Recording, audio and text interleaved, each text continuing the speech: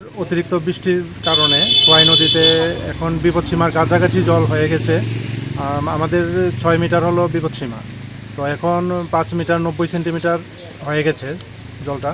তো আর একটু যদি বৃষ্টি হয়, উপরে যদি বৃষ্টি হয় তাহলে বাড়ার সম্ভাবনা অতিরিক্ত আছে। সকাল থেকেই বিভিন্ন জায়গা থেকে খবর পাওয়া যাচ্ছে যে যে দুদিনের যে বৃষ্টি, সেই বৃষ্টির পরিপ্রেক্ষিতে প্রায় বন্যা পরিস্থিতি।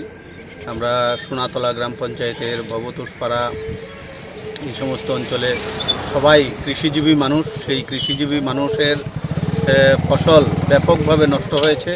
আমরা সেখানে গিয়েছিলাম, গিয়ে দেখে এসেছি প্রায় সমস্ত কৃষিজাত যে ফসল রয়েছে এবং পুকুরাদি রয়েছে সমস্ত সেখানে জলে ডুবে গেছে।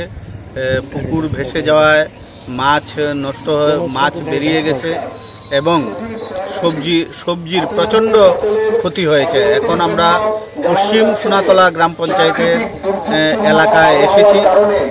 এই পশ্চিম সোনাতলা এলাকায়ও ফসলের ব্যাপক ক্ষতি হয়েছে। আমরা দেখতে পাচ্ছি আমাদের পিছনেই জমি রয়েছে, সেই জমিগুলিতে বিভিন্ন প্রকারের সবজি করে থাকে এই এলাকার কৃষকরা, তাদের সেখানে ব্যাপক ক্ষতি হয়েছে। আমি এগ্রিকালচার ডিপার্টমেন্টের এসএ সাহেবের সঙ্গে কথা হয়েছে।